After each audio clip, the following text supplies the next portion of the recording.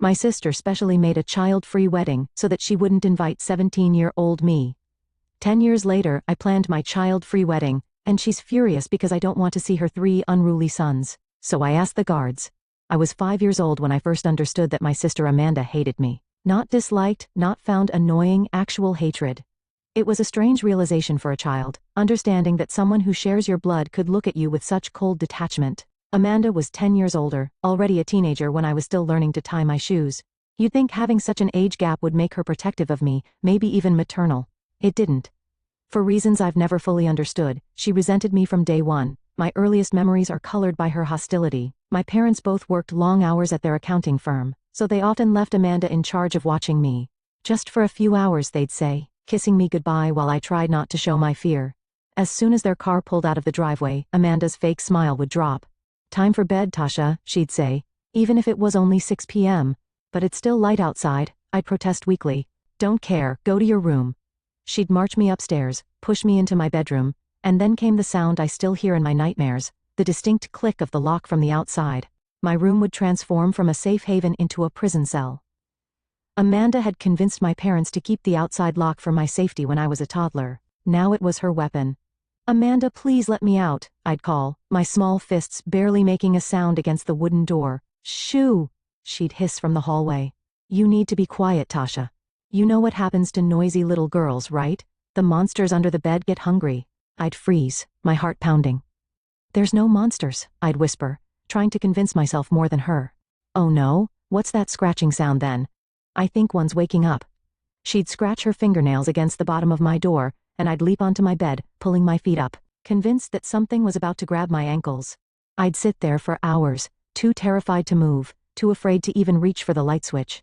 When I'd hear my parents' car in the driveway, Amanda would quickly unlock my door and whisper, "If you tell them, I'll make it worse next time. They won't believe you anyway." But once, when I was about 6, I did tell them. My parents had returned to find me pale and trembling, with tear tracks dried on my cheeks. "Amanda locked me in my room again and said there were monsters under the bed," I said, my voice shaking. My father's brow furrowed, but before he could speak, Amanda rolled her eyes dramatically. "There she goes again with her stories. Remember last week when she said she saw a dragon in the backyard? That had been a game I was playing, and Amanda knew it." But my parents nodded, exchanging knowing glances. "Tasha," my father said firmly, "you shouldn't make up stories about your sister. She gives up her time to watch you, and you should be grateful." Grateful, that word became a splinter in my heart, festering for years afterward. How could I be grateful for torment? For fear? For the growing certainty that in my own home, my word meant nothing against hers? The pattern continued for 2 more years. Amanda babysitting, me locked away, and the monsters under the bed growing more elaborate in her telling. Sometimes they had claws that could reach through mattresses. Other times they could climb walls and ceilings when the lights went out. When Amanda graduated high school and announced she was going to college in Michigan, 5 states away, I pretended to be sad for my parents' sake. But inside, I felt a balloon of relief expanding in my chest. Freedom, safety, the possibility of a normal childhood. The day she left, I watched from the window as my parents hugged her goodbye in the driveway. When the car finally disappeared down the street, I walked to my room and laid down on the floor, deliberately putting my arm under the bed. Nothing grabbed me. No monsters lurked in the shadows. The only monster had driven away, and I had 4 whole years before I'd have to see her again. Those years were the best of my childhood. Without Amanda's constant presence, my parents and I grew closer. They weren't just working automatons who dropped in to feed me between shifts. They became real people with laughter and stories and weekend plans that included me. Mom taught me to bake her famous chocolate chip cookies. Dad took me fishing and didn't even mind baiting my hook. We had movie nights and board game competitions. It was like finally being allowed into the family I'd been orbiting for years. But the shadow of Amanda's return loomed over each holiday break and summer vacation. She'd arrive with designer bags and stories about her sophisticated college life, bringing expensive gifts for our parents, a cashmere scarf for Mom, a leather wallet for Dad. For me, nothing. Not even a candy bar or a pencil from her university bookstore. The first time it happened, at Christmas when I was 9. I couldn't hide my hurt as I watched Mom and Dad unwrap their presents while my hands remained empty. "Where's Tasha's gift?" Mom asked, noticing my expression. Amanda waved dismissively. "She's just a kid. She doesn't need expensive stuff. I'll get her something from the gas station on the way home if it's that big a deal." But she never did. And the next holiday, it was the same pattern. And the next. Eventually, I stopped expecting anything and learned to make myself scarce when she visited. High school was a refuge from the family drama. I wasn't popular, but I had good friends, decent grades, and teachers who appreciated my quiet focus. By 17, I had college applications ready, a part-time job at the local bookstore, and a future that seemed refreshingly Amanda-free. Then came the announcement. "Your sister's getting married in March," Mom said one night over dinner, her face glowing with excitement. "Isn't that wonderful?" "Great," I nodded, calculating in my head. That would be during my spring break of senior year. I didn't love the idea of spending my vacation at Amanda's wedding, but maybe it would be a chance to finally be included as an adult family member. Maybe I'd even be a bridesmaid. The thought was both exciting and terrifying. 2 weeks later, Amanda swept into our house with a diamond ring and her fiancé in tow. Derek seemed nice enough, quiet, well-dressed, with a polite smile that never quite reached his eyes. Perfect match for my sister, I thought uncharitably. "We're planning an intimate ceremony," Amanda announced over dinner. "Actually, we've decided to have a child-free wedding." The table went quiet. Dad cleared his throat. "Child-free? But it's just family. Derek and I want a sophisticated atmosphere, no distractions." Amanda's eyes fixed on me, no one under 18. I stared back, the meaning crystal clear. "I'm 17. I'll be 18 in 4 months. Rules are rules, Tasha, I'm sure you understand." I looked to my parents for support. Mom was studying her plate, Dad shifted uncomfortably. "It's Amanda's wedding," he finally said. "She gets to decide how she wants it." "Exactly," Amanda said triumphantly. "Besides, someone needs to watch the house while everyone's gone." I felt like I'd been slapped. They were all going, my parents, relatives from both sides, family friends, everyone except me, left behind like an unwanted pet. After dinner, I retreated to my room, fuming. I didn't cry. I was too angry for tears. Part of me wasn't even surprised. This was classic Amanda, finding the perfect way to exclude me while looking completely reasonable to everyone else. The day of the wedding, I stood in the driveway watching my parents drive away in their formal clothes, feeling hollow. For the next 8 hours, I wandered the empty house, flipping through TV channels, and trying not to think about what was happening at the Lakeside Hotel. That evening, when my parents returned, they were full of stories. The beautiful flowers, the touching vows, the delicious food. I nodded and smiled in all the right places, playing the role of the interested daughter. 3 days later, scrolling through social media, I saw it. Amanda had posted her wedding album. I shouldn't have looked, but curiosity got the better of me. There in the family photos, stood my cousin Lily, grinning in a pretty blue dress. Lily, who was exactly 1 month younger than me. I zoomed in on the photo, thinking I must be mistaken. But no, it was definitely Lily. My hands shook as I dialed her number. "Oh yeah," she said casually. "Amanda said the age thing was just a guideline, not a strict rule. Didn't you know?" I hung up without responding. The betrayal burned in my throat. It wasn't about having a child-free wedding.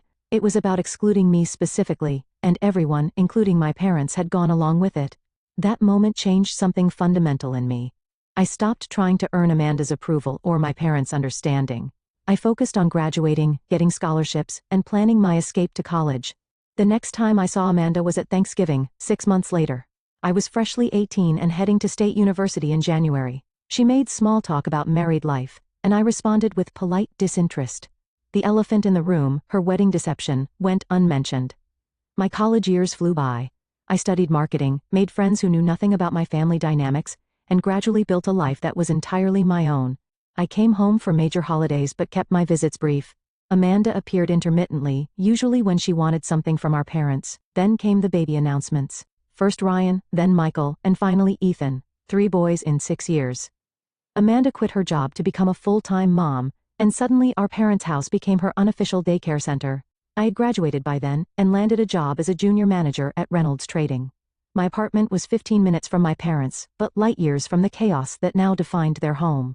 Every time I visited, there was evidence of my nephew's destruction: stained carpets, broken picture frames, crayon on walls. I tried to time my visits for when Amanda and her kids weren't there, but sometimes our paths crossed. The boys would run wild, screaming and throwing toys while Amanda scrolled through her phone, oblivious. When I tried to suggest that maybe they should use indoor voices or not jump on the antique coffee table, Amanda would snap, "Don't tell my kids what to do." So I didn't. Instead, I started avoiding family gatherings altogether until the phone calls began. "Tasha, honey, could you come over tomorrow?" Mom's voice had that particular tone, exhausted but trying to sound cheerful. "We could use some help cleaning up."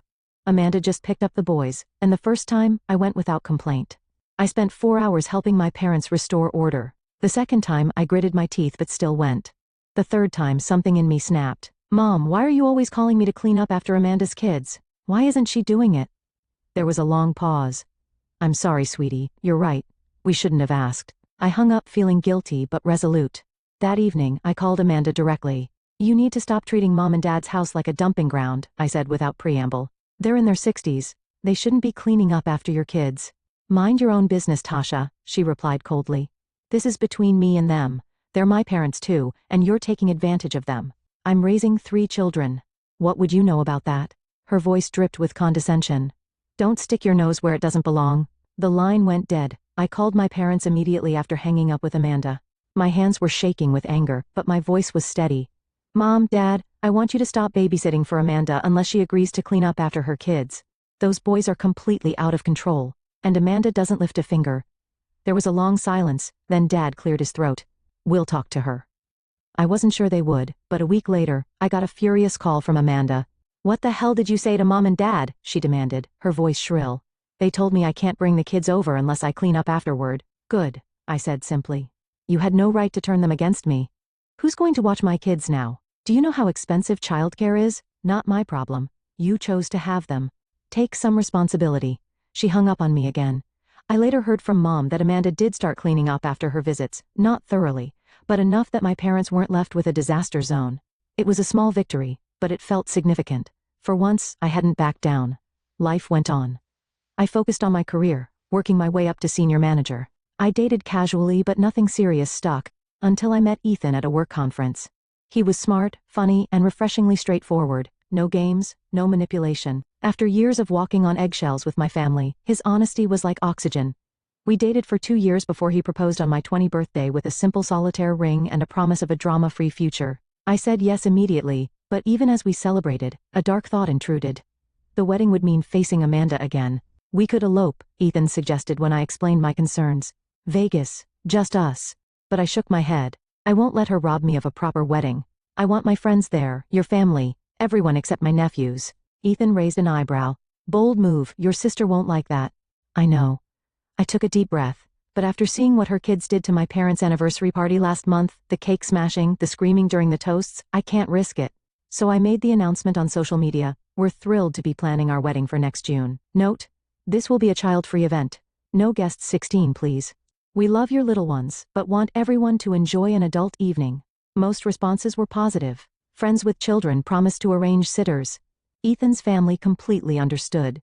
My post received likes, hearts, and supportive comments, all except from Amanda. A week later, I went to my parents for our usual Saturday dinner. Walking through the front door, I heard the familiar chaos before I saw it. Shrieks, thumps, something breakable crashing to the floor. Amanda and her boys had happened to stop by. Ryan, now 12, ran past me with a water gun. 8-year-old Michael was jumping from the sofa to the love seat, his shoes leaving dirt marks on the upholstery. Ethan, the youngest at 6, was systematically pulling books off the shelves and dropping them on the floor. Amanda sat at the dining table with Mom, calmly sipping coffee as if surrounded by perfect tranquility. Halfway through dinner, Amanda casually mentioned my wedding. I'll need to know the exact schedule so I can plan around the boys' activities. I put down my fork. The boys aren't invited. It's adults only, as I mentioned in my post. She laughed. That doesn't apply to family, obviously. It applies to everyone, no exceptions. But I can't leave them for a whole day. I'll have to bring them. I stared at her, wondering if she was really this oblivious or just testing me. No, you won't. You'll need to find a sitter. There's no one I trust with them for that long. They're coming with me. Her tone was final, as if the matter was settled. Amanda, I said slowly, let me be clear. If you show up with your children, you won't be allowed in. It's my wedding, my rules. You're just doing this to get back at me, she snapped, her composed facade cracking. Because I didn't let you come to my wedding. I blinked in surprise. What? That was 10 years ago. This has nothing to do with that. Liar. You've always been vindictive, always making up stories about me. I gestured to where Michael was now using the curtains as a climbing rope. This is why your kids aren't invited. They're completely out of control, and you do nothing about it. Amanda stood up so abruptly her chair fell backward. Boys, we're leaving. She stormed out, children trailing behind her like destructive ducklings, leaving the usual disaster in their wake. After they left, my parents gave me disappointed looks. Was that necessary? Mom asked. You could have handled it more diplomatically. Like how? By letting her walk all over me like she always has? No thanks. Dad sighed. They're just children, Tasha. They're family. Look around you, I said, gesturing to the chaos. Do you want this happening during my vows? During our first dance? While everyone's trying to enjoy a meal that Ethan and I are paying a fortune for? They didn't have an answer for that. 2 days later, Amanda posted a long self-pitying rant on social media, heartbroken that my own sister is excluding my precious boys from her wedding out of spite. Family should come first, not petty grudges from the past. Instead of responding directly to Amanda, I simply commented, to clarify, our child-free policy applies to all guests 16, not just specific children. We want an elegant evening that all adult guests can enjoy. What I didn't expect was the flood of comments that followed, not from friends, but from relatives. Those boys knocked over my grandmother's urn at the family reunion. They pulled the tablecloth off at Thanksgiving and broke all my good china. One of them bit my daughter at the Christmas party. Amanda deleted her post within hours. The weeks leading up to my wedding were a blur of final arrangements, dress fittings, and nervous excitement. Amanda had gone suspiciously quiet after her social media backfire. No calls, no texts, no more complaints to our parents. The silence made me uneasy. That's when my phone rang. It was Lily. Tasha, I need to tell you something, she said, her voice low. I was talking to Jen yesterday, you know, Amanda's friend from college? The one who was her maid of honor? Yeah. According to Jen, Amanda is going to have the boys accidentally spill something on your dress during the reception, and Ryan is supposed to push over your wedding cake. Jen felt horrible about it and confided in me. After I hung up, I sat in stunned silence. Even for Amanda, this was a new low. Not just ignoring my wishes but actively planning to ruin my wedding day. I told Ethan, expecting him to be as shocked as I was. Instead, he was eerily calm. We'll hire security, he said simply. Give them pictures of Amanda and the boys. No drama, no scene, they just don't get in. We hired 2 security guards from a professional firm, gave them photos of Amanda and her children, and instructed them politely but firmly not to allow them past the entrance under any circumstances. The morning of the wedding arrived with perfect blue skies. As my bridesmaids helped me into my dress, I felt a surprising sense of calm. Whatever happened with Amanda, I was marrying the man I loved. That was what mattered. The ceremony was scheduled for 4 p.m. At 3:30, my phone buzzed with a text from the head of security. Subjects have arrived with 3 minors. Proceeding as instructed. I took a deep breath and handed my phone to my maid of honor. Don't tell me anything else about my sister unless the building's on fire. The ceremony was beautiful. Walking down the aisle toward Ethan, seeing his face light up, in that moment, Amanda didn't exist. We exchanged vows under an arch of white roses, and when the minister pronounced us husband and wife, the applause from our guests felt like a release of years of tension. It wasn't until the reception that reality intruded. My mother appeared at my elbow as I greeted guests, her face tight with anger. How could you? She hissed. Your own sister is outside in tears because those goons you hired wouldn't let her in. I kept my smile in place for the benefit of nearby guests. I made it clear children weren't welcome. She chose to bring them anyway. They're family, Tasha. What do you expect her to do with them? The same thing every other parent here did, find a babysitter. Mom's eyes filled with tears. Your father and I are going to take her home. I hope you're satisfied with yourself. I watched as they slipped out, choosing Amanda yet again. It hurt, but less than I expected. Perhaps I'd been preparing for this moment my entire life. The rest of the reception was perfect. Friends danced, relatives shared embarrassing stories, and Ethan's grandmother taught everyone a Polish folk dance that had us all laughing until our sides ached. Our cake remained upright, my dress stayed pristine, and no one threw food or climbed the curtains. 2 days after we returned from our honeymoon, I decided to call my parents. I thought they deserved to know why I'd hired security, to understand I wasn't just being vindictive. Mom, Dad, I said when they answered, there's something you should know. Amanda was planning to have her kids ruin my wedding. Lily found out from Amanda's friend Jen that she was going to have the boys spill something on my dress and knock over the wedding cake. The silence on the other end was deafening. Then my mother's voice, cold and dismissive. Tasha, I can't believe you're still making up stories about your sister, after all these years. I'm not making it up, I protested. Lily heard it directly from Jen. Why would I lie about this? My father sighed heavily. You've always had an imagination, Tasha. Always seeing the worst in your sister. This has gone too far. I closed my eyes, transported back to childhood, Amanda locking me in my dark room, telling me about monsters, then calling me a liar when I told our parents. I didn't make it up, I said quietly. Lily can confirm it. Lily's always taken your side, Dad dismissed. Your sister was very hurt by your actions, and I've been hurt by hers my entire life, but that doesn't seem to matter to any of you. The line went silent for a moment. We should talk about this in person, he finally said. I don't think so, Dad. I'm done explaining myself. I love you and Mom, but I won't apologize for protecting my wedding day from Amanda's spite. So that's it? You're just cutting us off? I sighed. No, I'm setting boundaries. When you and Mom are ready to see me as an equal member of this family, not just Amanda's annoying little sister who needs to fall in line, I'll be here. That was 6 months ago. Since then, silence. I hear updates through Lily. Amanda still dumps her children on my parents regularly. The boys are still destructive, still disrespectful. My parents are increasingly exhausted, dealing with health issues that make keeping up with 3 unruly children nearly impossible, but they won't set boundaries with Amanda, and I won't pretend everything is okay. Sometimes I dream about reconciliation, Sunday dinners where everyone behaves civilly, holidays without tension, my parents finally seeing the pattern that's been clear to me since childhood. But dreams aren't reality. The reality is that Amanda was right about one thing: I was a dreamer as a child. I dreamed of a sister who would protect me instead of terrorize me. Parents who would believe me instead of dismiss me. A family where love didn't come with conditions. Now I dream of different things. The family Ethan and I might create someday. One where no child feels less valued than another. Where words like fair and respect aren't just empty concepts.